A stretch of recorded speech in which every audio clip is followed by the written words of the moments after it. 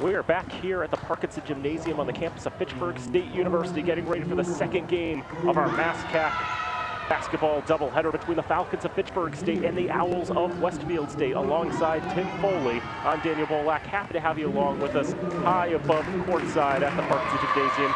Just going to quickly recap the last game that we did, the first game of the doubleheader, which Westfield won over Fitchburg in men's basketball by a score of 80-77. That was quite the intense contest that we just had.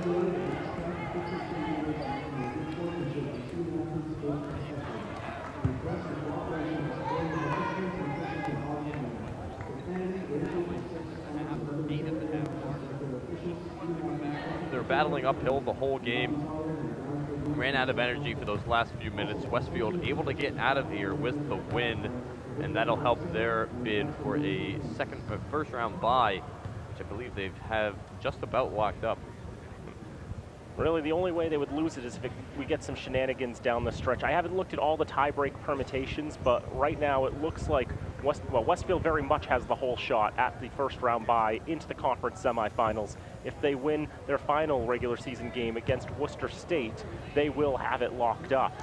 As for Fitchburg, they can secure better positioning.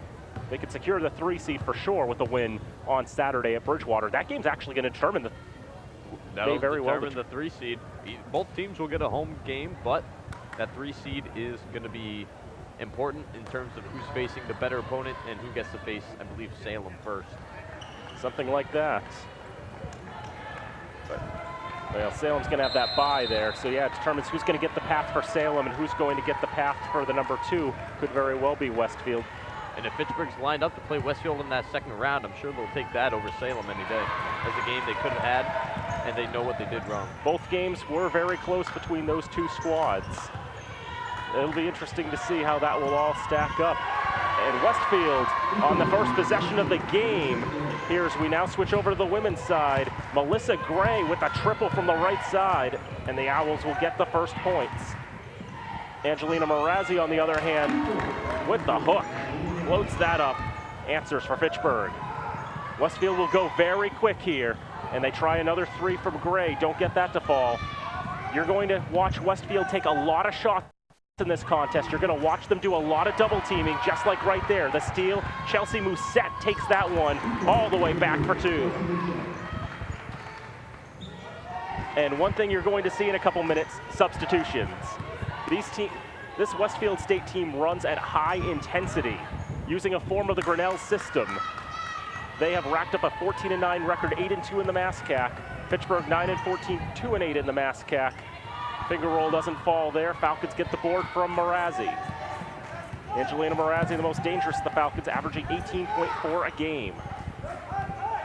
Marazzi's got it now. The paint kicks out for Catherine Coppinger. Coppinger with a skip pass into the right side corner through the 5-hole. Oh. And into the Owls bench where they will have the ball. Through the legs it goes for those not familiar with hockey lingo. That was Emma Thompson unable to control the pass. And Westfield's going to have that first substitution right there. Just about everybody subbing out.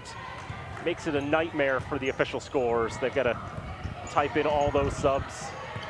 And so Allison Hester has it now to the left side. 3 ball, no good for the Owls. Offensive rebound underneath. That shot blocked. Fumbled for the rebound, taken in by Chloe Roberts for Fitchburg. Passing up the near side, Thompson will try the 3. Fitchburg likes taking 3s themselves. Offensive rebound. Oop, nothing but air that time. Third chance is good. Falcons get the 2 there from Carrie Broadbeck.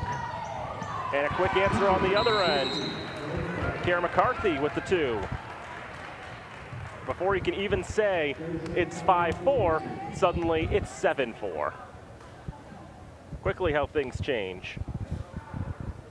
4 10-minute quarters in women's basketball. A bit different from the men's game, which does the 2 20-minute halves. The rules committee's not quite on the same page in regards to how things work there. I mean, same amount of time played, but it is interesting how they decided to split up the time for men and women. And also timeouts are different. Each team gets 5 in this. 3 30-second timeouts and 2 fulls. Fouls are different as well, I believe. Fouls instead 5 is the first bonus. The double bonus, I want to say 7? There's no double no bonus. double bonus. It's just 5 fouls equal 2 shots, and it resets every quarter, which is different from how it works in high school basketball, where fouls carry over from the first quarter to the second, but play much like they do in the men's game. And a steal, a turnover forced by Westfield, but not getting the finish there was the Owls, and it was last out by Fitchburg. That was Allison Hester trying to get the finish for the Owls, couldn't get it, and the Falcons, they tried to let that ball go. They thought that Westfield had the last touch, not so. Yeah, Roberts just let that one play out of bounds, and now Westfield 5 new legs out. Miscommunication, ultimately it doesn't bite them. They're able to get the ball back, and now Roberts double teamed in the backcourt. Finds Coppinger, they've got to get it across. Timeline, timeline, timeline. They won't get it. You have 10 seconds in women's basketball. There's no 10-second rule in high school, but in college they do have the 10 seconds, which has only existed for a handful of years. It wasn't always like that, but at some point they had to get a pass off. You've got to be aware, you've got to be across before that clock hits 20. They were not. And so it goes to Westfield. Passing it around, looking for an open chance. Throwing it up and not getting that to fall is Melissa Gray. But an offensive rebound for Westfield. Jordan Halgus controlling it. And a 3-ball, top of the arc, good! For the Owls. That's Mousset getting the triple there for Westfield, makes it 10-4. That'll go to the right side, jumper for Thompson, short. Coppinger unable to pull that one down. Catherine Coppinger very good at crashing the boards and getting rebounds. Oh, scoop shot on the other end for Melissa Gray. She's got 5, and it's 12-4. Marazzi tries to hit the hot pass with Broadbeck waiting underneath, but just too high and strong, and out of bounds it goes. And a line change for Westfield. This is the type of play that Andrea Bertini runs. She's been running this system for the last few years now for Westfield, and it's really worked as it's led to back-to-back-to-back MASCAC championships. Fitchburg able to force a turnover, but then a double team there. Coppinger nowhere to go, stuck in the corner. Westfield will have it right back. Skip to the corner on the baseline, 3-ball, too strong, offensive rebound for Hester. Kicks back out to the left side again, turnaround shot, no good, nothing but air, ends up being a pass, and forced underneath a foul as McCarthy tried to throw that one up. See if she earns free throws for that. Looks like she will. First foul of the game goes against Fitchburg.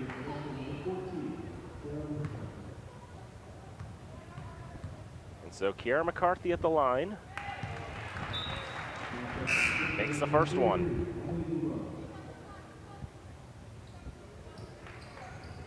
.5% is McCarthy on the season, 54-80.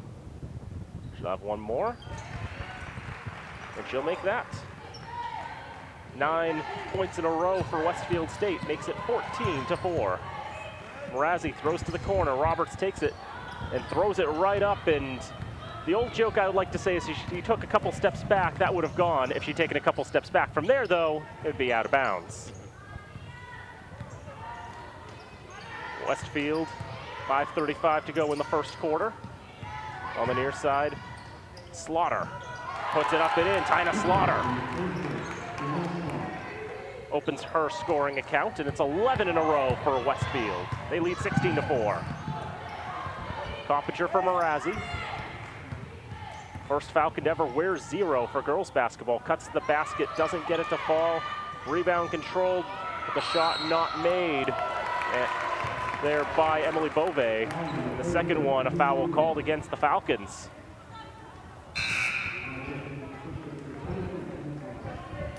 Falcons will make a couple of substitutions. Westfield will once again make all of the substitutions. I'm just in awe of this machine that Westfield is running. I have never seen anything like this. Watching a form of the Grinnell system is like watching a whole different form of basketball. It really is. It's something you don't quite see that often, but more teams have been adding it to their repertoire. Underneath, Beauvais gets the second chance putback. Her first points of the night breaks up that streak of 11 in a row, and another steal for Fitchburg. On the far side, that double team, a foul. Too much pressure on Mrazzi that time. Pushed it from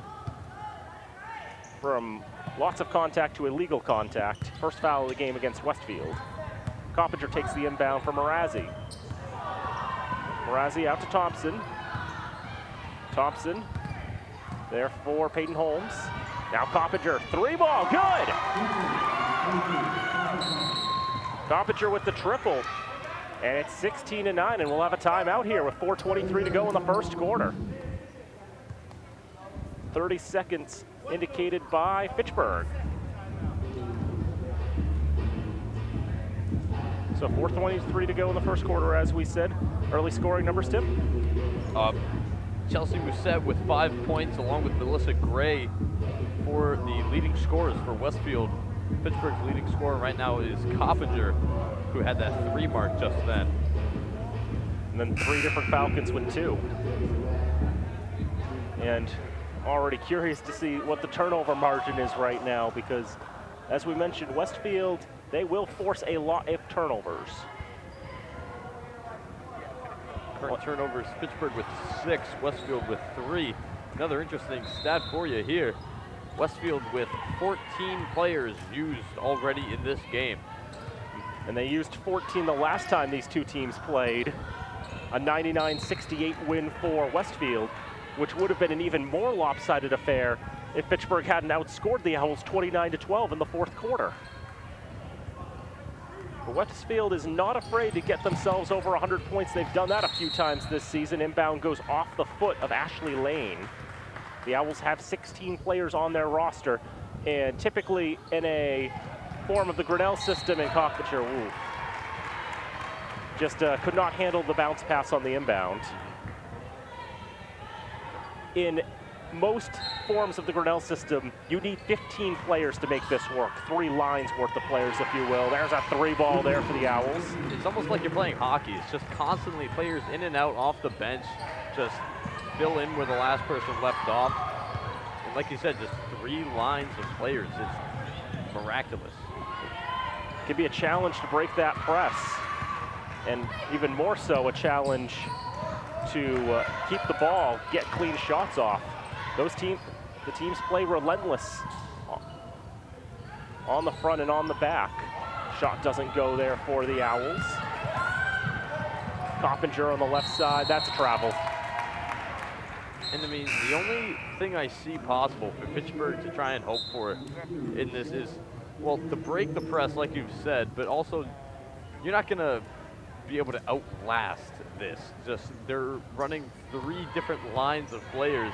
They're gonna tire 3 times less quickly than you are. And so just hoping that none of their players can get into a rhythm is really all they can ask for with the constant shift in players. But Kiara McCarthy already with 7, 2 more players for Westfield with 5, and Fitchburg their highest scorer with 3. So even that strategy failing to prove so far for the Falcons. Although as I say that, Emma Thompson with a 3. 5th different Falcon to score. And that cuts the deficit to 7, 19-12. So Westfield kicks out to the right side corner. Nope. Not legal there. I mean, a clean pass made there by Musette, but she had both feet very clearly in the green. Almost didn't hear the whistle there. Looks like it got caught for a second. That should be out on Westfield, as having trouble controlling that pass there was Roberts, but I think she knocked it off the head of one of the Owls there. Yeah, I mean, I thought it went off of Roberts, but supposedly it then did end up going off Westfield. Lucky break from Fitchburg. They could just glance the head there. That's a foul against Westfield. But only the second foul called against the Owls. And as mentioned, the fouls will reset at the end of the quarter, so.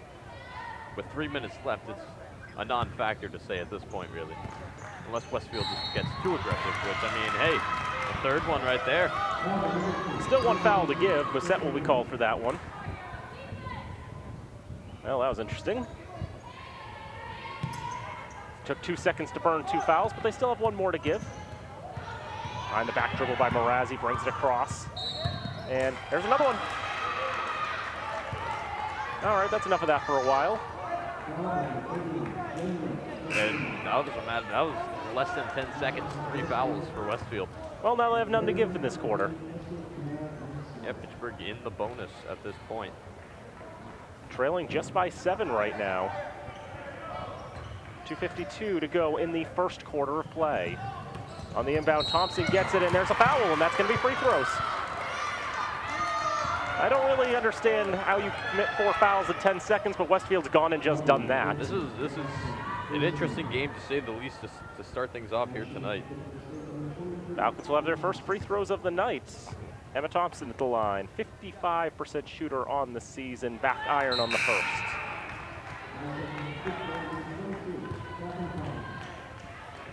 Beauvais will come out, Coppinger will come back in. And one more free throw coming for the junior guard. One of the tri-captains on this Falcon team. She'll make the second free throw. Thompson with 4. 19-13 the score, 2:45 to go, first quarter. Kind of Slaughter, bounce pass. Couldn't find the recipient in Kiera McCarthy. Falcons try to hit that stretch pass, intercepted by Slaughter. Makes up for the mistake. Allison Hester out to the corner. That's a 3 ball. If it goes, it will not, but it's an offensive rebound by McCarthy. That's one thing you have to be good at if you're going to play the system. Everybody's got to go for that offensive board. 3 ball left side, no good.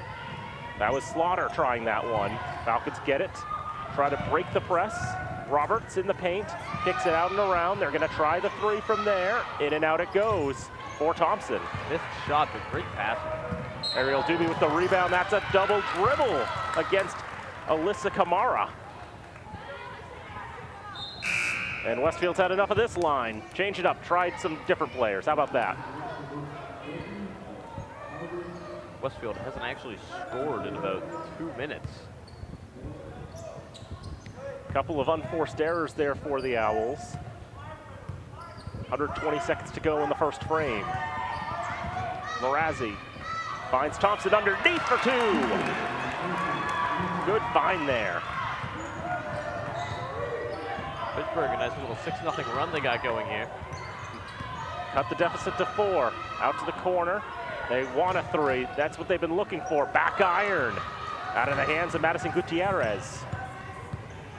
Marazzi across for Coppinger, finds that one, quadruple teamed, and lost the dribble by herself. Tough for Coppinger, pardon me. It did look like she got bumped, but not enough to draw a foul, but enough to lodge it loose out of bounds. 90 seconds to go in the first quarter. 4-point lead for Westfield. Fitchburg, for the time being, staying in it. On the left side and around, they're going to go back to the corner. That 3 will fall. Isabella Aiken. 4th different Owl to get a 3 tonight. 22-15 the score. Marazzi going into the paint, trying to take it all the way by herself. Bad bounce off the glass. Knocked out of bounds, last touch by Westfield. Fitchburg gets a reprieve. It's a good step by Marazzi inside, but just a little late on the release. She got too far underneath the basket to try and make anything work. Fitchburg lucky to get the ball back. Marazzi will have the inbound. Ball never even touched the rim, so the shot clock does not reset. Pressure underneath, a double team. Shot doesn't go. Ultimately kicked around, 3 ball, new. Tipped out of bounds. It's going to remain Fitchburg ball after the 3 from Peyton Holmes didn't go. So fresh 30 for the Falcons with 51.2 to go in the first quarter. That pass goes about 45 feet into the hands of Thompson. She's able to keep a hold of it, but her pass under pressure goes into touch, and so it goes to the Owls. Westfield will bring it up. 40 to go in the first quarter. Foul against Fitchburg. They had 2 to give. Fitchburg shooting 6 of 19 in the early going of this contest. Westfield 34.8 from the field, 4 of 12 from 3. Taken more 3 attempts than 2s thus far. Just a little better at the 2s in the early going. In the paint, Siobhan Moriarty with the shot. No good. Rebound, no good. Third chance will be good. Tina Slaughter up to 4 now. 24-15. Marazzi able to pull that pass out, but triple teamed into the paint, draws contact, free throws to be awarded. 16 seconds to go in the first half. First quarter. First quarter. I got thrown by our graphic down there. First free throw goes in and out. One more free throw coming. Marazzi not wasting any time at the line, gets the second one. 24-16. Underneath, bounce pass from Moriarty, finds a Falcon instead. And Marazzi was trying to bring up on the far side, ran into an Owl, and they say she lost it by herself. Didn't need the help from Kamara there. And Westfield will have a chance for last shot with 4.3 to go in the first quarter. And they're going to call a foul against Fitchburg for that. Chloe Roberts called for a grab away, but the Falcons had a foul to give, so no harm. Westfield will have it. Will go right to the basket. Underneath at the buzzer, yes! Kira McCarthy gets the two to close the first quarter. 26-16, Westfield through one quarter of play. So any thoughts on that first quarter, Tim? Well, I mean, 16 points, you're down by 10, but I thought offensively, they weren't the worst. Defensively, they are having a tough time. Westfield, excuse me for a moment, Westfield with 9 offensive rebounds to this point in the game, getting a lot of those second chance points. And that's kind of what's getting them ahead in this game, as well as just being able to set these screens so effectively on these Fitchburg players as they try and run up court and force Fitchburg to turn the ball over. I just can't stop admiring the system here that Westfield's put together. And you know, it's important to have all the players buy into something like this. There's no egos, no personalities. There isn't that one player, but just to have one team as opposed to that one player, it's going to give you an advantage in any game. And you know, it's understandable as to why, what was that, 3 straight MASCAC championships? 3 straight MASCAC champions. Unbelievable. I am in awe of the system Westfield is running here today. And that's the type of play that gets you 88.3 points per game, one of the best in the nation. And as mentioned, it's like, as you said, everybody's got to buy in, and you have to have at least 15 players, basically, to make that work. They're going to call the over and back there. Oh, I don't know. I thought Coppinger got back over.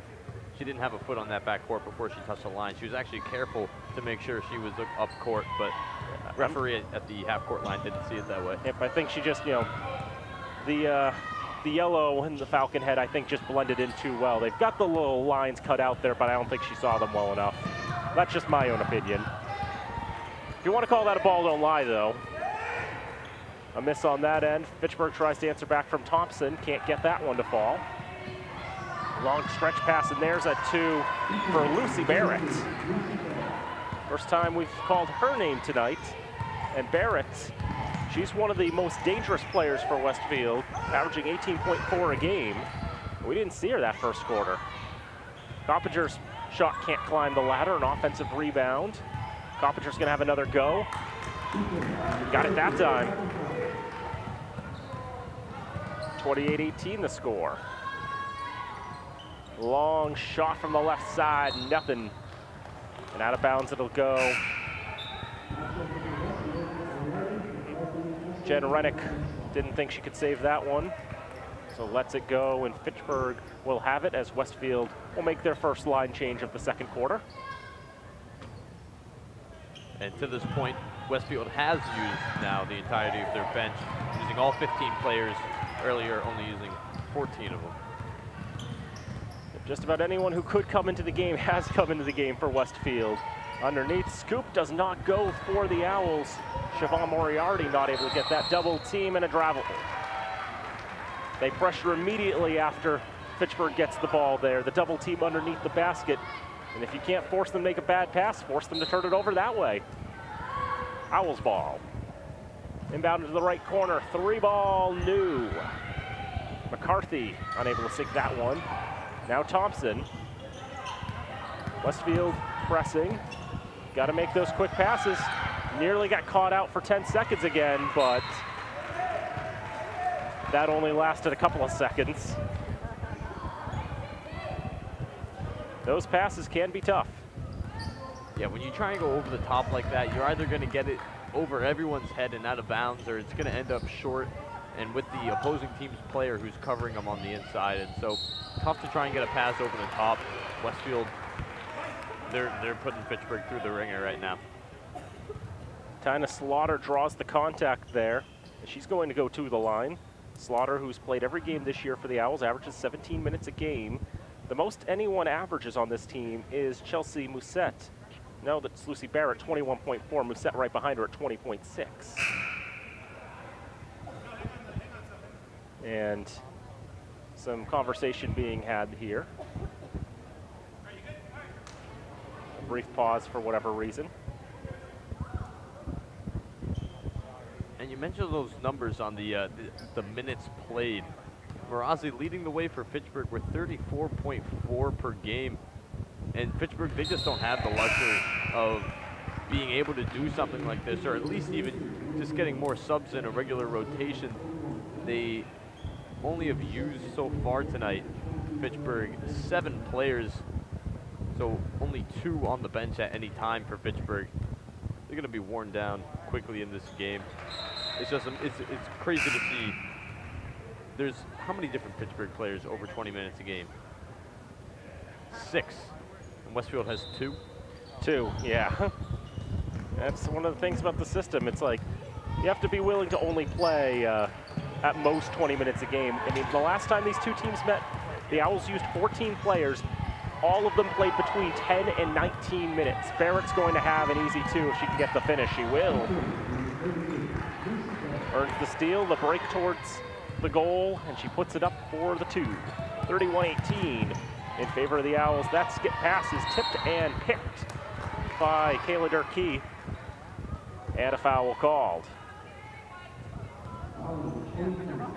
Thompson called for the push. Well, the Falcons with definitely a short bench tonight. And on the roster right now, they only have 11 players. As a full timeout is called here, 7:45 to go, second quarter. It's Fitchburg State 18, Westfield State 31.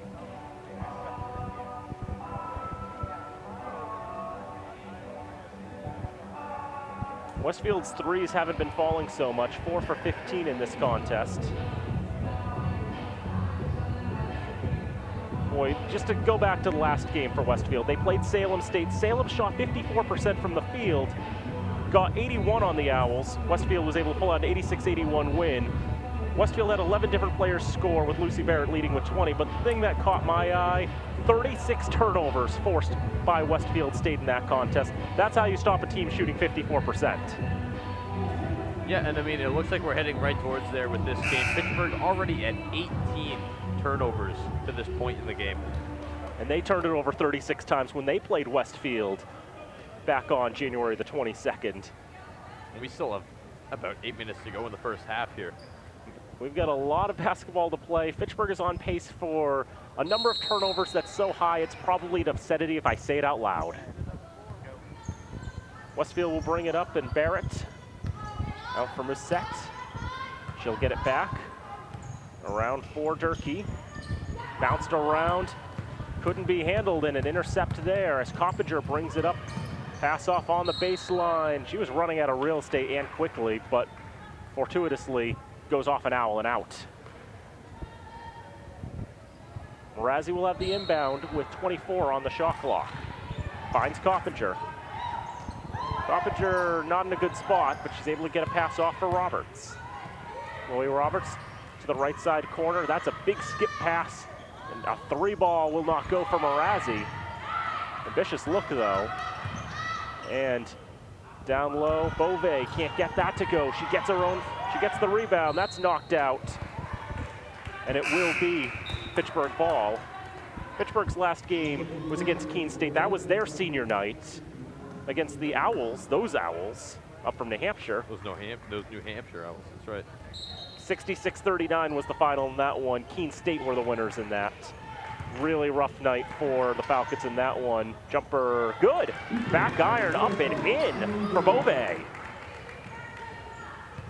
You had that one for the Falcon Sports Network, Tim. Yeah, and just, I mean, that's a game, of course, you hope your team can win. It's senior night. You want to see all the players play their hardest for those who are in their final seasons here. Unfortunately, things didn't go their way. Emily McPadden had a season high, as well as Tamara Gagne. They led the way for Keene State, and Fitchburg just wasn't able to put a cap on them at all defensively, as they have struggled to do at times this season. It's been a bit of a mess for the Falcons. They've lost 5 of their last 6. Even their one win in that stretch coming against Pine Manor was a game the Falcons led by 21, but ultimately only won by 3. They've been really struggling in the second half. 3-ball back iron, no good. Tipped out of bounds by Westfield. Fitchburg will have it back. And new players for the Owls.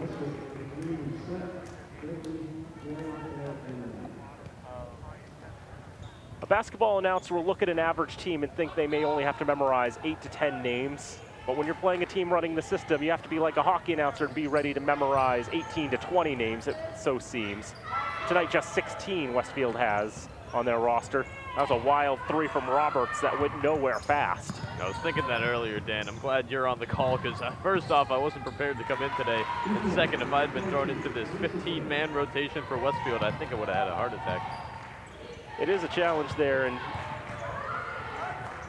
we have John Gugerty on assignment tonight, so Tim Foley on very short notice, able to step up here, make his FATV debut.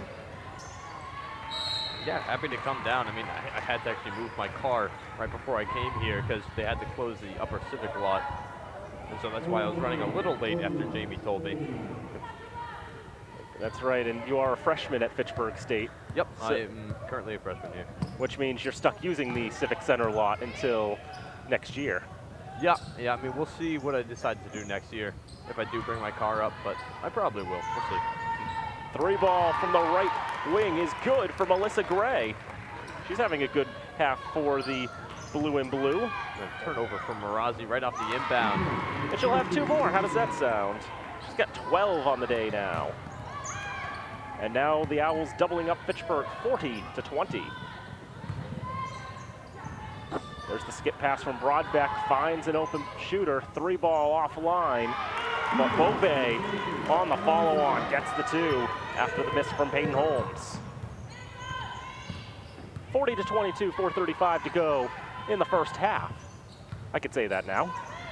And this is Mousset, kicks to the corner. There's a 3-ball launched. That touches the shot clock, which is poison to the basketball. That kills the play, and Fitchburg will have it. Lane had the look from the corner there.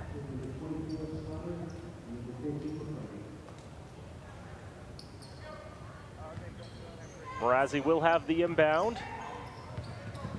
And unable to control it is Holmes, and Westfield will take it right back. Another 3-ball there, and for the second consecutive shot, it touches the shot clock, and again, you can't do that. That was Alyssa Kamara with the shot that time. Nearly stolen by Westfield. Again, relentless pressure all the time. And that's what you can do when you do this system. Shot from Broadbeck on the right baseline, no good. Yeah, I mean, I think we saw a bit from the men's team in the last game. They were running something like this where they were pressuring hard, man-to-man defense, but you know, you can't sustain it for the whole game. That's why we saw Westfield get a little tired towards the end. We did be a little lackadaisical. Absolutely, we did see shades of that. Wondered if Rich Sutter might have gotten some trips from Andrea Bertini there. 2 for Bove on the other end, 2 more for Westfield. That comes out of the hands of Allison Hester. She's got her first of the night. It's now 42-24, a nice symmetrical score line that we have. Westfield will look to break that after the steal. Ball knocked out by Bove. Falcons will make 1 substitution. And Westfield will make them all yet again. And as soon as I say Fitchburg will make one substitution, they make another substitution. Wait till the last moment to ruin what I said. Jalen Harold comes in for the first time tonight. Bove goes to the bench, actually their leading scorer. She's got 8 so far, 4 of 7 shooting.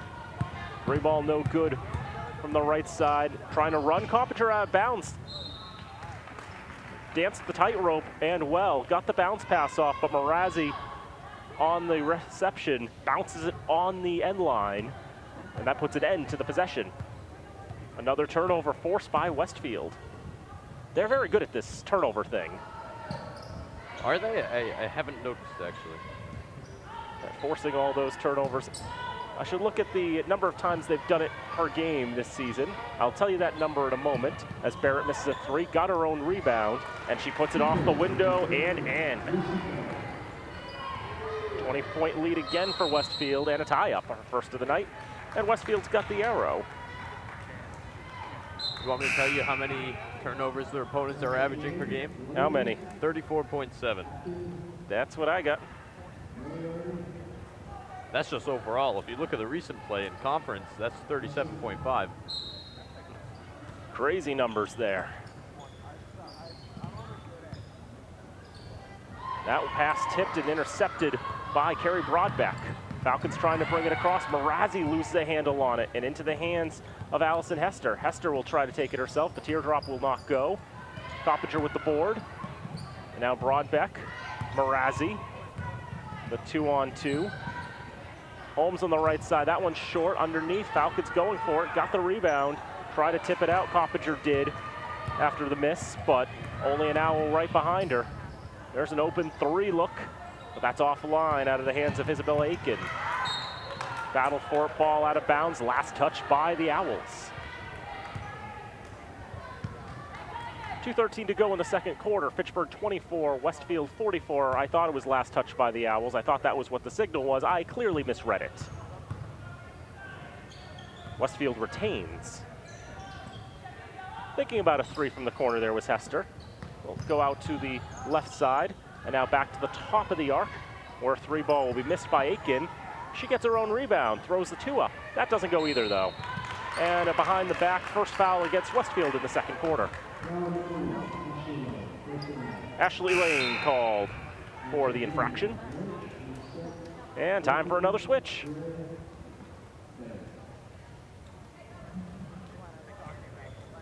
Five new Owls enter the fray. Well, we've seen them all tonight.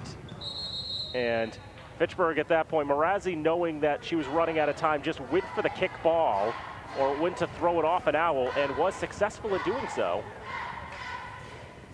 Smart play by Marazzi. Both players aren't aware that their legs right there are easy to play off of. Something that an inbounder should always be aware of. See how much attention they're truly paying. Free ball no good for Marazzi. She had 27 first half points against Worcester State on Saturday. A game the Falcons led going into halftime, but they were able to shut down Marazzi, limit her to just 2 free throws in the second. And that led Worcester to pull away with a 96-73 win. A scoreline like that, you would never know without looking at the box score that that game was in Fitchburg's favor at halftime. Non-shooting foul against Fitchburg, as Harold will go back to the bench. And on the inbound, Gray out to the left side. There's an open look, there's a 3. Westfield would have so many more points if they could sink those 3s. They'll settle for the 2 there from Lucy Barrett, and she's got 8. 46-24. 75 seconds left to go in the opening half. As Holmes has it on the right side. Pressure there. Marazzi able to break. Get to the free throw line. Holmes, triple, no. Falcons aren't getting those 3s to fall. I know the Falcons, they do like taking a lot of 3s themselves. They're about a 30% three-point shooting team. Roughly the same as Westfield, a 30.2. Neither team shooting too hot tonight from behind the arc. Fitchburg 2 of 15, Westfield 5 of 24. If one of these teams would be better at hitting threes, it would be a far different scoreline, a far different story. Then again, we could either be having a closer game or we would be having a massive blowout instead of just a normal blowout right now. But a 22-point lead for Westfield, trying to make it 25. Second try on the three on this trip down court. Can't get it. Battle for the ball. That was out of bounds on Westfield. Thought maybe Fitchburg had dribbled it on the end line, but not given this time. They'll call it out on Westfield. 28.8 to go in the half. Shot clock is off. Mrazzi looking for somewhere to go, finds Thompson. Thompson for Mrazzi. Runs into Kieran McCarthy. I want to say, I heard Andrea Bertini yelling for a travel, but they'll call the foul instead, and Westfield had 3 to give, so. Holmes will have the inbound. Throws it off the Owl, and will take a few feet down court. Slight advancement. Holmes will have another go. Rodbeck lost a handle on it for a moment, got it back. Now Mrazzi throws to the corner and quickly double teamed as Thompson, triple teamed nearly. Bove jumper corner, no good. And taken down by Lane with 8 seconds to go in the half. Westfield, one more chance. Kamara out to the corner, that's not gonna go. Hester can't hit the three, and we'll go into halftime with Westfield holding on to a 46-24 lead. But yes, everyone here on FATV getting a look of what the Grinnell system has to offer. A different way of seeing basketball, if you will, and Westfield well on their way to reaching their points per game target of 88.3. I mean, what can be said about this game that we haven't already hammered home? Just Westfield only 9 turnovers to Fitchburg's 24, just brutally beating them there. And then points off turnovers, 27 for Westfield, only 13 for Fitchburg. Rebounds, Fitchburg actually out-rebounding Westfield 35-27, but that's primarily because Westfield's taking and missing so many shots. So Fitchburg getting the advantage defensively, that doesn't mean they're getting more opportunities. As Fitchburg only shooting 37 shots in that first half, Westfield with 54, so a 17-shot advantage for the Owls, and it's showing on the scoreboard. And although Westfield only went 5 of 27 from 3, 27 threes attempted in the first half. But they only got 5. And Fitchburg not too hot from three-point land themselves, just 2 of 14. Both teams struggling from beyond the arc, but as we've said, we've harped on a lot of these points tonight. It's just right now, it's the system against a more conventional team, a team that's been worn down as the season has gone on. And it's just another challenge for the green and gold, their final home game of the season for Fitchburg State. If they make the playoffs, they almost certainly will not get a home game. So this will be their last dance on the Parkinson Gymnasium floor this season. They would like to go out a little better than this, but trailing by 22, it was always going to be tough playing a Westfield team that plays just an unconventional brand of basketball.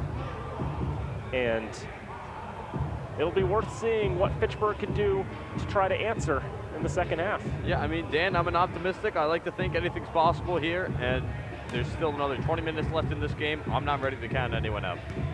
After all, Fitchburg outscored Westfield 29-12 in a quarter the last time they met last month in Westfield.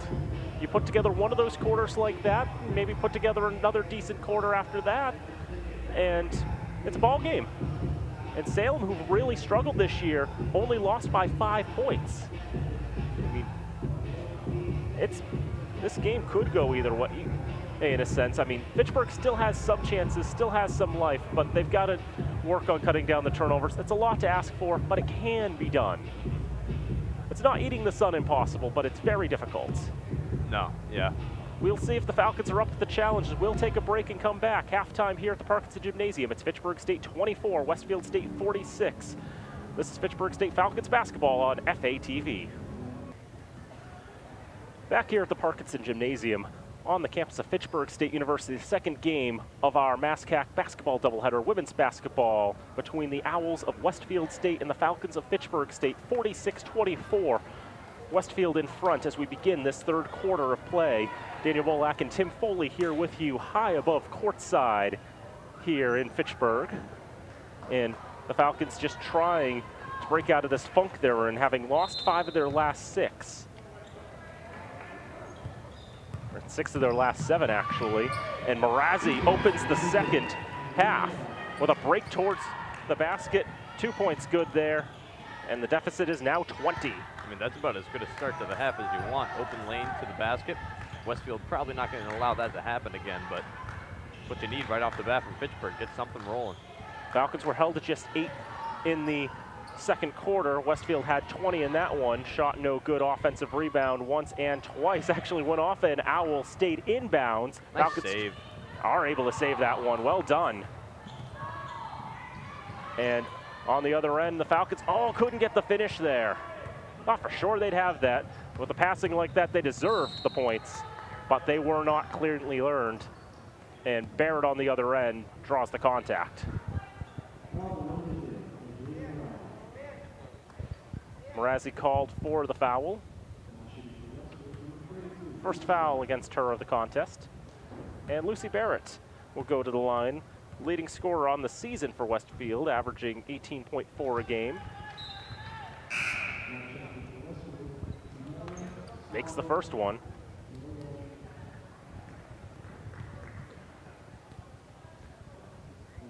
I will say that when you play the Grinnell system like this, it does mess up the totals per 40 minutes because nobody plays more than half the game, basically. Barrett makes the second one, so on a 40-minute pace, it's 34.4 a game. But then again, doesn't that make it sound a little more impressive? Yeah, I mean, it's always an interesting stat per 40 because if someone actually plays 40 minutes, they're gonna be too tired, I feel, to get that many points on average. But yeah, I'd say it's more impressive, actually. It gives you a perspective as Mrazzi gets 2 more there. Mrazzi was held to just 3 in the first half. Already has 4 in this second. And it's back to a 20-point game. Falcons looking to play the best half of their season, basically. On the right side, breaking towards goal was Siobhan Moriarty, but could not get the finish. Falcons bring it up quickly, double teamed. Foul called against the Owls. Hester called for the infraction. And it's time for a line change. Westfield's been doing this all game. It's part of the system they run. Falcons with the inbound, a fresh 30. Mrazzi off for Emma Thompson.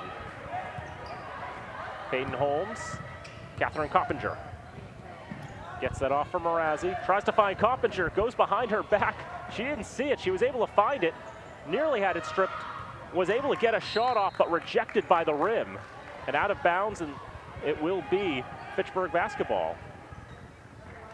Coppinger somehow able to stay with it. I mean, even down low with 4 Owls around her, holding on to it. It's also interesting how Mrazzi floated that pass behind her back. She didn't know where it was when it was first released, but she was able to detect that the pass was there, turn around, pick it up, and somehow keep it away from Westfield. All of that, the Falcons ultimately unrewarded for their efforts. 1-3 doesn't fall. Lucy Barrett will sink the triple. It's the 6th of the night for Westfield, on far more attempts than that. And Westfield forces a turnover. They've done that a million times in this contest, and Lucy Barrett will get the finish. 53-28. Kick out, 3 ball. Falcons try to answer back. That one's short out of the hands of Peyton Holmes. Falcons have been struggling just as much from beyond the arc. Another 3 attempted by Westfield. That will not go either. That was Chelsea Musette. Just 5 points for her on the night. Coming in averaging about, well, not too badly. Mrazzi can't get that one to fall. Another offensive rebound. Try a 2 instead. Try the floater. That'll work. 53-30. On the right side, Westfield going towards the basket with the scoop. Not given. That one tipped out of bounds and into the line change. 6:49 to go in the third, 53-30. Musette averages 7.2 a game. With all the action that she has, it feels like she should be averaging more. 165 shots attempted this season. Then again, Melissa Gray with 16.7 a game, attempted 353, including 202 from three, and that's a lot of shots to be taking in a game. It's like 10 three balls attempted a game, something close to that. That's generalizing, but still. You look at Westfield State's numbers, and they're pretty incredible, but that's what the system has to offer. Exactly. It's just somebody's going to be taking those threes. It doesn't really matter who it is. On the inbound, Beauvais grabbed.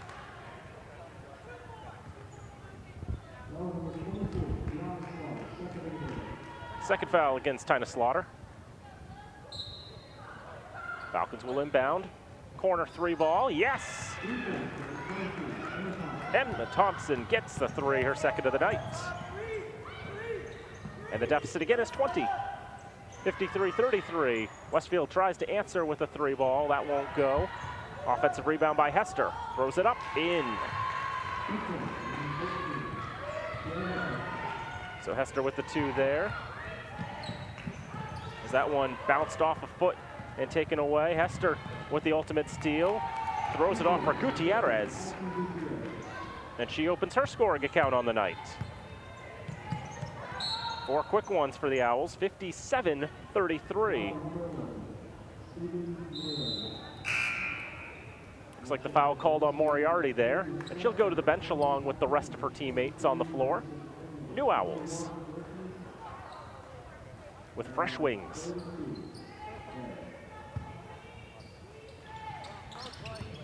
Four minutes gone in the third quarter. Coppinger on the right side. Thompson, three ball, no, just a bit short. Beauvais trying to pull the rebound down. Forces the tie up with Melissa Gray. The arrow favors Westfield.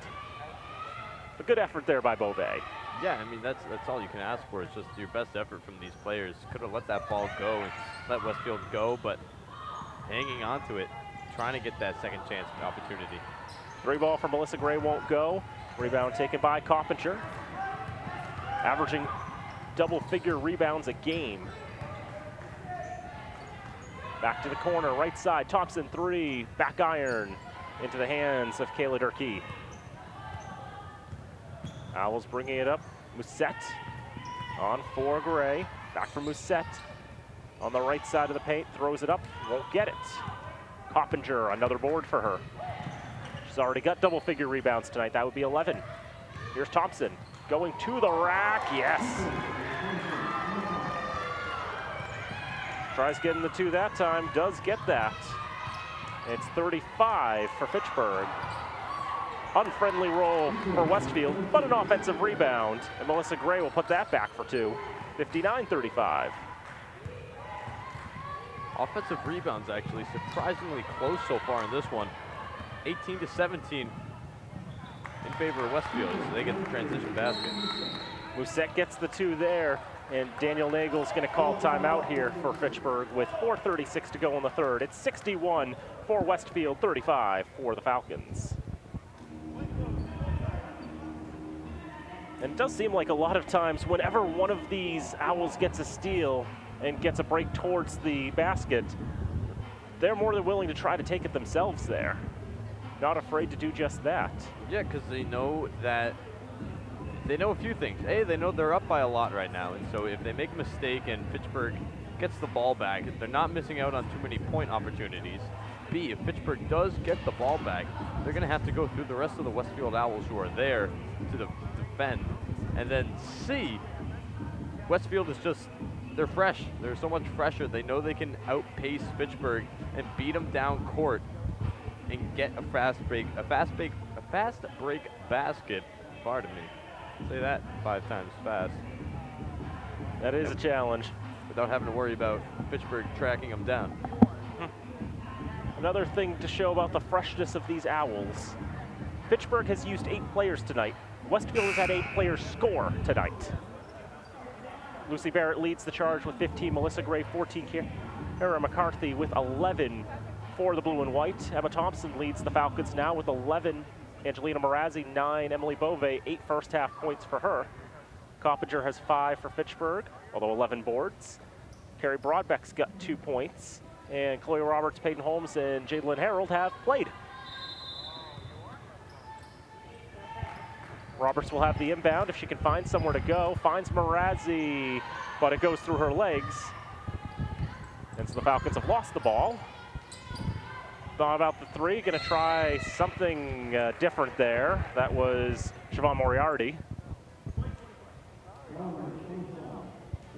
If you go back to the inbound there for Roberts, you gotta be a bit more careful. You can't be so lackadaisical trying to get it into your teammate. She put it right through the legs of Marazzi. I don't know how, I mean, you don't want to give it to Westfield, but you can't expect a player to scoop it up off the ground like that so quickly. Definitely a challenge there. And what that ultimately was for Westfield was a shooting foul, and Siobhan Moriarty is now the 9th owl to score in this contest. Second free throw is good for the freshman guard. And Westfield with their largest lead of the night, a 28-point margin, up 63-35. Harold could not handle the pass, and for Fitchburg, that is turnover number 29. With 4:10 to go in this third quarter. On the baseline, floated up, not paid, but another offensive rebound for the Owls, and Allison Hester gets the finish. A 30-point lead for Westfield State now. And that pass is too high, cannot be handled by Roberts. It was only 5'6", that's a lot to ask for. That's turnover number 30. With 3:50 to go in the third quarter, kind of want to go over like the Grinnell system according to the source that I've found on Wikipedia. It's like the overall goal of the system: take 100 shots, make half of them 3-point attempts, force 32 turnovers, they're nearly there, rebound at least a third of your misses, and outshoot the opponents by 30 attempts. At the end of the night, we should go down this checklist and see what Westfield accomplished in this contest. I mean, I was looking at it as you went down, and it looks like they're well on track to hitting each of those. Well, that's a perfect game, more or less. As for the Grinnell system, you hit all of those, and you will most certainly win. It's not you can't say it's guaranteed, no, but your odds of winning are quite high if you hit all those goals. Sometimes it's just a matter of the other team just shot lights out. But right now, Westfield not quite doing that, but shooting well enough. Foul called on the floor there. Just 35% from the field. Westfield's already taken 74 shots from the field there. Less than half of them have been 3-point attempts, so 33 of them. They might be, backing off on that as the score starts to get a little lopsided, but also as the three ball has not quite been falling for them as much as they'd like. 33 attempts, but just 6 makes. That's 18.2%. That's a very low efficiency. There's a 2 on the left side. Carrie Broadbeck, her second 2-point field goal of the night. And the Falcons get a steal. Marazzi looking for somewhere to go, and she loses a handle on it, but that was because it was knocked out of her hands by an owl. Time for another line change, and as we mentioned, this is the second straight game the Falcons are playing a team called the Owls, Keene State on Monday night.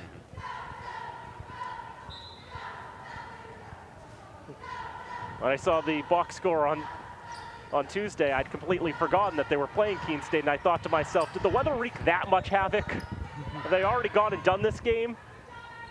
There's a nice finish there for Marazzi, but nope, that was just a different Owls team. Yeah, some people were concerned actually about whether or not this game would be played. Both games here today as Westfield coming, of course, from Westfield. That is a bit of a travel on the other side of the state, really. 90 to 120 minutes or so. It's closer to 2 hours if you decide you don't want to give the Massachusetts Turnpike people money. Yeah. It's one of the longer trips to Fitchburg, I guess. MCLA also has to go about 2 hours, but they get to at least stay on one road the whole time.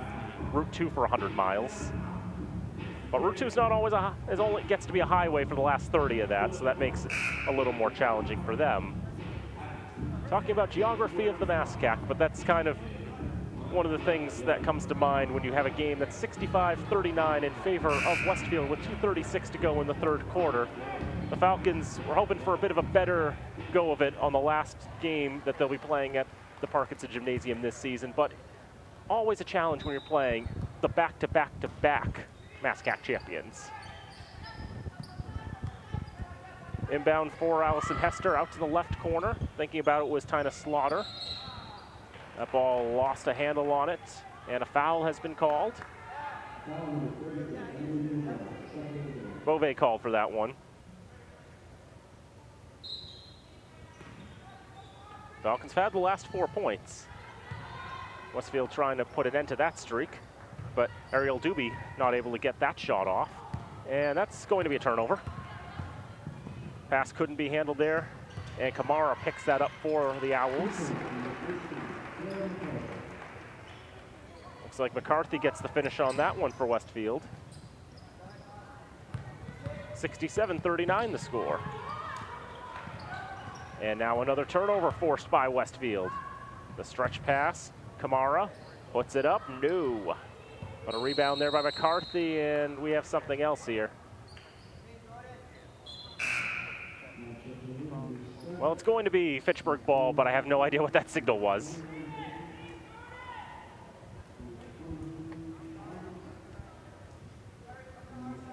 Falcons trailing by 28 with 1:55 to go in the third quarter. Do you have any idea offhand, Tim, who the PA announcer is tonight? Connor Briggs, center of the Fitchburg Falcons football team. Ah. I know, I was feeling bad for him. Once I noticed that this is how things were gonna go, it's a long night, I'm sure, for him. Yeah, Connor Briggs, I think, is another one of the FATV guys.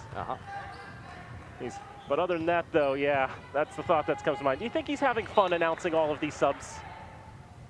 I'd like to think so.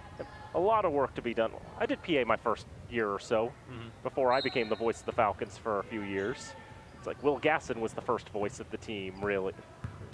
In the webcast era, I was the second, had that for 4 years, basically. Justin Kearns was the third. He graduated just last year, and you are the fourth. All right, glad to step into the Fitchburg Falcon lineage here of webcasters. That's basically the whole lineage there. Bringing Falcon sports to laptops, computers everywhere for the last decade. There's a 3-ball for Westfield.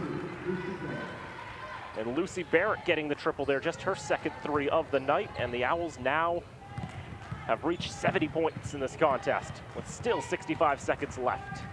Marazzi driving the baseline, finds Broadbeck in the paint. Her jumper is good.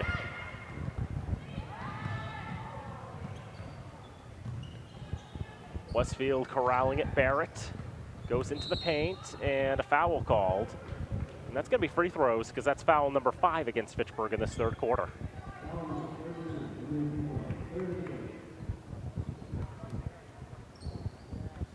.8 to go in the third quarter.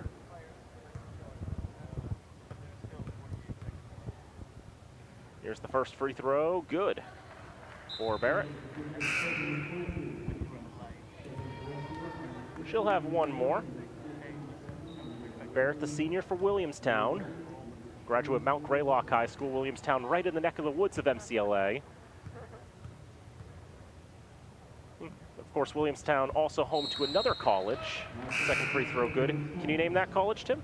I'm sorry, Williamstown, what state? Williamstown, Mass. Has a Division III college there. Is it not Williams? It is Williams. It is Williams. Yep. The Eeps of Williams. The Falcons played Williams earlier this year in basketball and men's basketball. That's right. Went very terribly for the Falcons, but... That's right. Catherine Coppinger gets the finish for Fitchburg State. Cuts it down to a 29-point deficit. Falcons trying to force a tie-up, and they force a turnover, even better. Get to keep the arrow. They're about 20 seconds away from using it. Marazzi goes to the rack, offensive foul.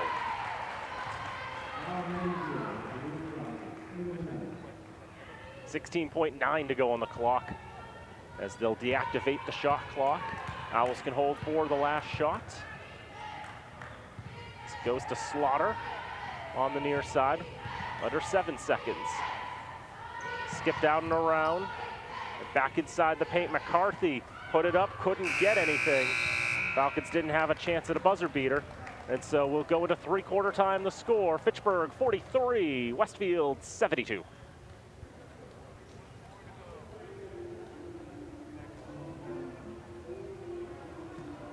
$19 points for the Falcons in that third quarter, but Westfield with 26, matching their output from quarter number 1. 26, 20, and 26 again, giving Westfield their 72, 16, 8, and 19, giving the Falcons their 43. Looking at these shooting numbers, Fitchburg actually shooting better overall in terms of percentages, 35.2 to Westfield's 34.6. But Westfield has also attempted 81 shots to Fitchburg's 54. Yeah, so they've made about 9 more than Fitchburg. Despite the lack of efficiency there, Westfield has 7 threes on the night out of 35 attempted. 20% is a terrible average most nights, but it'll work tonight, especially since Fitchburg is only 3 of 20 from beyond the arc for 15%. And the Falcons, I think it'd be a small little victory if they can keep the number of turnovers in this game under 40. I think so. I mean, they've averaged over 11 the past 3 quarters. If they can't keep it under 40, that would be a minor victory, but of course that doesn't mean you should come away feeling like you've accomplished something from this game. There is a lot to be desired from how this game went, and I mean, against Westfield, you gotta just forget about how, you know, they've won the Mask Hack 3 straight times. You gotta just throw out all the records, everything. It's just play the players in front of you. You're not playing all 15 at once, you're playing only 5 at once. Westfield had the error to start this fourth quarter. Why I thought Fitchburg had it, I will never know. Or maybe I'm just mistaking it from the previous quarter. That scoop doesn't fall. Emma Thompson bringing it up. Trying to shake off the Owls' defense. Leaves for Marazzi. Marazzi with the pass out to Coppinger. 15 on the shot clock. And now Peyton Holmes still trying for her first points of the night. Marazzi lost the handle on it, and this is a breakaway. And Lucy Barrett should have 2 points. She will. There are no easy layups in Division III basketball, but some are just more obvious makes than others. 74-43, Westfield. 9 minutes to go in this contest. Marazzi, the left side of the paint, now for Holmes. Holmes with the pass onto the baseline for Broadbeck. Now for Coppinger. Holmes will try a 3, and she finally has her first points of the night. Peyton Holmes makes it 46 for Fitchburg, and the Falcons force a turnover almost immediately. Marazzi throws it up, but is unable to get the basket. And now a one-on-one. Barrett lost a handle on it, but following on is Westfield. And Kayla Durkee covering there. Keeps the ball for the Owls. Musette to the rack, nothing there.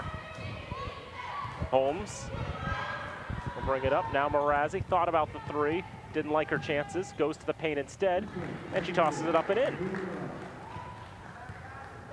48 for Fitchburg. Westfield to the corner, 3 ball, good. Give Melissa Gray all 3 of those. And she's got 17 points. 77-48 in favor of the Owls. Marazzi. For Holmes, thinking about it again, but again, not liking her odds. Broadbeck's jumper gets nothing. Offensive rebound returns nothing as well. Musette on the right side, long 3 ball for Barrett. That's the perfect distance for her. She sinks the triple. And Angelina Bertini will call timeout. With 7:23 to go in the fourth, it's Westfield 80, Fitchburg 48. Or I thought she was going to call the timeout, but she called it just for the substitutions. Because that's sort of a stoppage in play. She just wanted the stoppage so that she could get her players' tired legs, we'll say, out of the contest. Yeah, put that in quotation marks, tired. I've been thinking this whole time, it's kind of like, not that it's been increasing the length of the game to such a point, you know, all these Westfield substitutions, but just stuff like this, it gets me thinking about how baseball, professional baseball has been cutting down on the number of times you can do like mound visits or change a pitcher, I think in an inning, something like that. They're changing the rules, and just, it feels like it's a broken rule that you can just substitute out 5 players at a time, you know, like 30 times in a game. It just sounds so ridiculous on paper. It even looks more ridiculous in practice. I wonder how European soccer fans would look at our collegiate soccer system and think how ridiculous it is there. Nice 3 there for McCarthy. Yeah, because how many substitutes are they allowed in a game? Like, you're allowed 1 re-entry in the second half, and then you can substitute as many players you want in the first half, but once a player comes out, they have to sit the rest of the half, basically. Something like that, but that's compared to 3 substitutions per game in typical soccer. And so sometimes it's just how the game is written up, and I know you're thinking of baseball. It's a good thought. I mean, you know, and also how long pitching changes take. You've got to give 2-3 minutes. Yep. Bove gets called for the foul there with 6:24 to go in the 4th. Now, Tim, you're making your FATV debut tonight. As we get the jumper there that goes in and out. Offensive rebound is good for Tina Slaughter. She's got 7 on the night. Would you like to have a go at play-by-play? I would certainly love to show the people what I got. All right, the 4th voice of the Falcons, Tim Foley, take it away. Holmes from the corner knocks down a 3. Still a 34-point lead for the Owls, and in transition getting the layup, Kiara McCarthy, a senior out of Ludlow, Mass. How quickly they can transition. Holmes working her way in, gives to Bove, puts it up, gets it in off the backboard, and Bove with an even 10 points at this point in the game. Good to see her in double figures.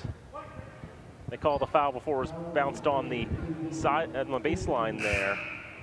And for Bove, she averages just 2.7 a game, but she's had a good go of it tonight. 10 points, it's definitely a little more than you typically expect out of her. She has, and I think there's been a size advantage for the most part for her in the paint. Westfield, they have a lot of different bodies, but I'm not noticing a lot of height. And so she's able to use these mismatches and get points. That's why she's at 10 so far tonight. As Caitlin Harold, another one of the big men here for Fitchburg, had the rebound, unfortunately couldn't pass it out. And on the fast break, Lucy Barrett getting another 2. Barrett's 7th 2 of the night from my count, and I believe she has 27 points. That's right, she's 10 of 15 shooting.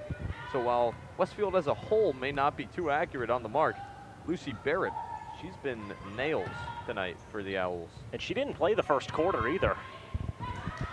Was that Westfield's way of trying to show mercy? Westfield coming back up the court. Madison Gutierrez, pass over. Back to Gutierrez now, steps in from the corner, a 3 from Renich. Bounces away, Roberts grabs the rebound. Up court pass, Marazi, she has some space. Didn't see the closing in, Gutierrez able to avoid the flying body regardless. And Marazi's been turning it on in the second half, only 3 in the first half. She's on 15 points now.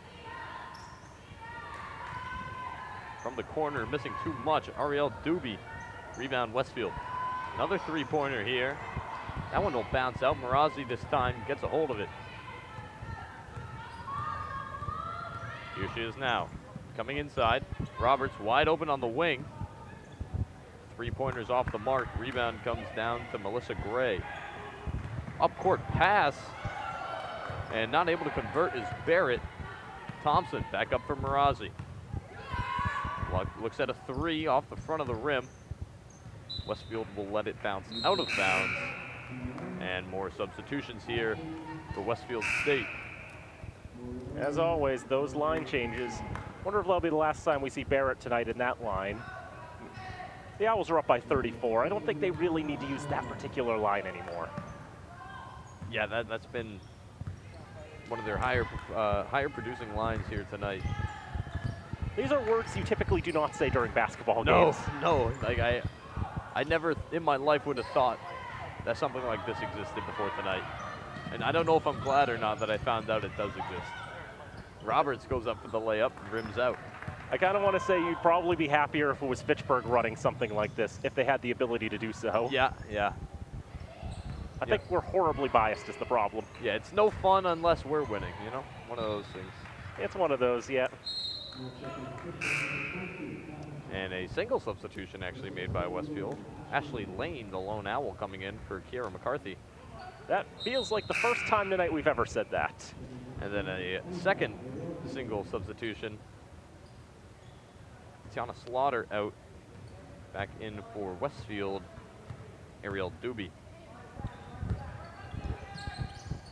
Fitchburg with the ball up court. Coppinger, double team, gives to Holmes. Brodbeck to Coppinger now.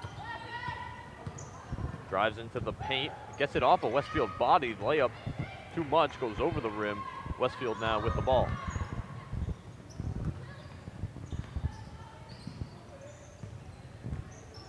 Westfield coming around, pass back outside. Moriarty gives over for Camara. Three is no good. Rebound Coppinger, now here's Holmes. It feels like the last few minutes of this game, Westfield is starting to play like a normal basketball team. Oh, as that bounce pass hits Harold in the face. I think that's what they're reverting to, as we saw the couple single substitutions, just getting some players out, as Camara will come out of the game for the Owls. For a few minutes, they've just wanted to say, okay, here's what we would look like if we were just playing normal basketball without running the system. Yeah, seriously. They're not pressing that much. Pittsburgh's on 37 turnovers right now, so I said if they could get they finish under 40, then that would be a small victory. Nice three. Which, to our stats, only 3 in this quarter. So, like we said, small victory for the Falcons thus far. Still 2 minutes to play here. As Lane gives it up top, Westfield so good at cycling the ball. Going up and getting blocked with Moriarty, and then Westfield can't finish on the second attempt. Harold tied up there somehow with Lane, was able to stay with her despite Harold's height advantage. Fitchburg will be getting the ball thanks to the arrow. That is one thing we did point out. Westfield doesn't block a whole lot of shots. I think they only have 37 blocks all season long, and they don't have a lot of height. Jen Rennick is their tallest player at 5'10". The Falcons have Jadlyn Harold at 5'10", and Emily Bove at my height of 6'1". But the thing with Westfield is you got to be able to get to the rim. Can you get past all these screens and get down low and not have to worry about some big shot blocker? Driving inside, Doobie kicks it back out. Three-pointer Moriarty off the mark. Twisting and turning down low after grabbing the offensive rebound was Atkin. I think they'll call the foul on Jadlyn Harold. They do call the foul.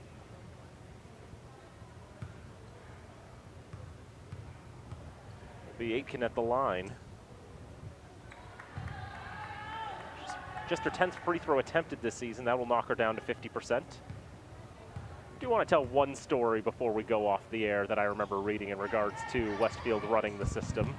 Sure. And that's it's a story I know I read on D3 Hoops a couple of years ago about teams that do run the system that aren't Grinnell.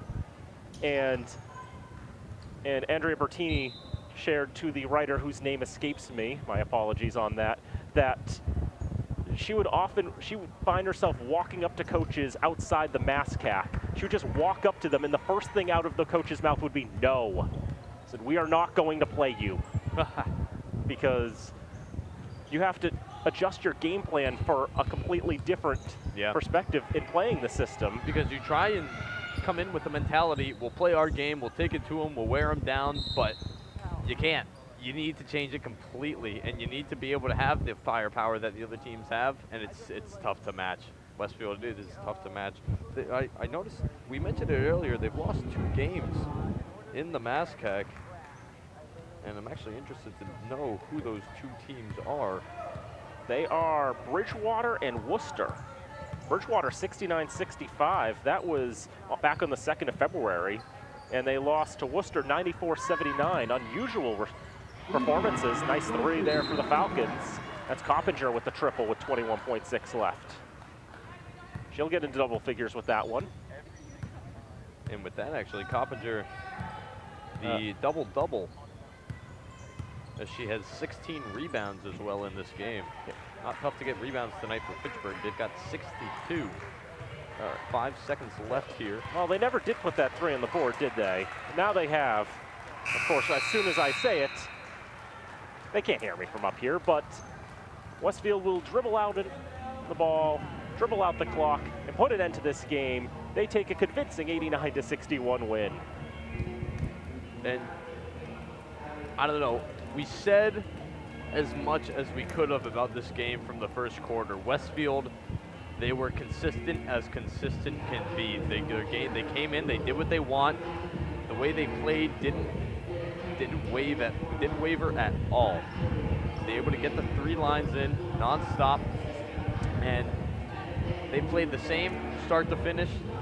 That's about as complete a basketball game and a basketball team and a system that is just so tough to beat for Fitchburg, especially when you only had, I believe, 8 players playing in tonight's game. When you have just barely over half the amount the other team has, you're going to get worn down. It's a losing battle from the get-go, although, as I say that, I will note, Fitchburg did outscore Westfield 18-17 in that fourth quarter. So they won the fourth quarter. They stayed under 40 turnovers, like the mark we set. But you got to feel Westfield let up a bit towards the end. Not to take away from Fitchburg. Tough game to play if you're the Falcons. And to go over the final score for the Grinnell system. Take 100 shots, Westfield took 106. Make half the shots 3, they need to make 53 3 attempts. They had 46, so that wasn't it. Forced 32 turnovers, they had 37. Rebound a third of the team's misses. They missed 71 shots. They rebounded offensively 30, so that's more than a third. And outshoot the opponents by 30 attempts, 106 attempts for Westfield, 74 for Fitchburg. That's a 32 shot margin. They got 4 out of 5. That's 80%. That's a passing score. And it shows by the final score line of 89-61. And so Westfield goes to 15-9, 9-2 in the MASCAC. The Falcons fall to 9-15, 2-9 in the MASCAC. Next game for both these teams, Fitchburg will be at Bridgewater for their final regular season contest. 3 o'clock start on Saturday from Bridgewater. And then Westfield will be hosting Worcester for their senior day, a 3 o'clock start from the Woodward Center. And then playoffs will start on Monday. At the bottom of your screen, you can see the wonderful volunteer crew helping us out here tonight. Nicole Gaffney, Jared Roberts, Alex Kresock on the cameras. Travis Falk had the technical support, Dave Foster on the production. I think I missed that one, but nonetheless, Travis always helpful with the technical stuff. And Tim Foley, how did you enjoy being on FATV for the first time? It's really nice. I mean, you guys, you have the TV up here. It's good to see what the actual camera shot is. You know your stuff. You guys run a tight ship. And so impressed with the whole operation. Glad to have been a part of it here tonight. Looking forward to covering that game on Saturday against Plymouth, correct? Westfield. Westfield. Oh, I'm mistaken. Against Westfield. Yep, that's senior night, and FATV will have the coverage of that one. Fitchburg, Westfield, it's a huge matchup. Playoff implications, seeding, and everything all on the line. That'll be a 4 o'clock start. Tune in a little earlier for the senior day stuff. And yes, Tim will be on the call with me on that one. We'll see what the former Natick goaltender has to say in terms of his analysis. Hockey, I'll say I'm a bit better with hockey. I know I was a little quiet here today. Not used to doing color, but hockey I'm a bit more comfortable with. So we'll see how Saturday goes. Absolutely. Falcons looking for a big win.